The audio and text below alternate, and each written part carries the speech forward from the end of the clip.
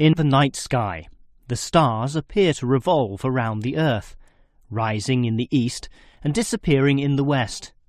The Earth itself seems solid, fixed and stable, and such common-sense perception suggests that the Earth is the centre of the universe. This is known as geocentrism, with geo meaning Earth, and all pre-modern civilizations drew this conclusion. We now know, of course, that the Earth revolves around the Sun, and this is called heliocentrism, with helio meaning sun. But historically, it took quite a while for this to be deduced. As early as the 3rd century BC, an ancient Greek astronomer, Aristarchus of Samos, proposed heliocentrism, but received little support from his peers. Similarly, throughout subsequent history, isolated individuals proposed this new idea, but again, no one was listening. Geocentrism just seemed too logical to refute. Geocentrism also fitted the views of the established Christian Church, who could quote biblical passages such as, "The world also shall be stable, that it be not moved." Those who dared disagree were subject to accusations of heresy, often with dire punishments to follow. The trouble was, as the night sky was observed more closely, that simple revolution of the stars proved not so simple at all. In relation to the other stars, some steadily wandered in given directions, then sometimes reversed for months, and disappeared altogether. They were called planets, meaning wanderers. In addition, the position of the sun and moon altered slightly over the year, and comets, those mysterious glowing spots, would come and go.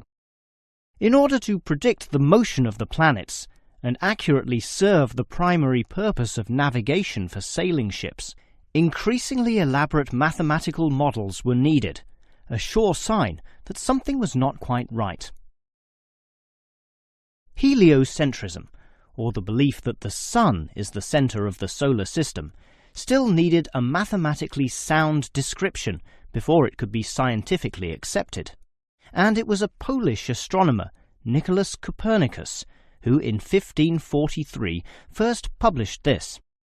This event is sometimes referred to as the Copernican Revolution.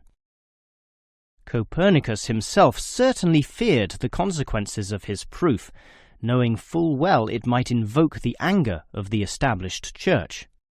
Probably for this reason, he waited until the last year of his life, when he was sick and dying, to release his findings.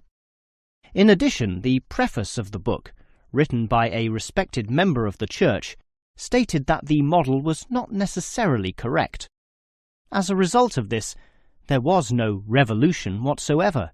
In fact, the book received scant attention in the subsequent decades, apart from a few irate clergymen who angrily dismissed the whole scheme as irrelevant. Yet the following generations of astronomers did not always fare so well. The Italian scientist Galileo got into trouble, as did a fellow Italian with the surname Bruno, Giordano Bruno, who was burnt at the stake. Yet ultimately nothing could slow the spread of heliocentrism across Europe. It formed the basis of Isaac Newton's great work on the motion of the planets, a work which implied that even the sun, around which the Earth circled, was itself in motion around a common centre of gravity. No discourse about heliocentrism could finish without mentioning that, somewhat unbelievably, there still exist those today who choose to believe that the Earth is the centre of the universe.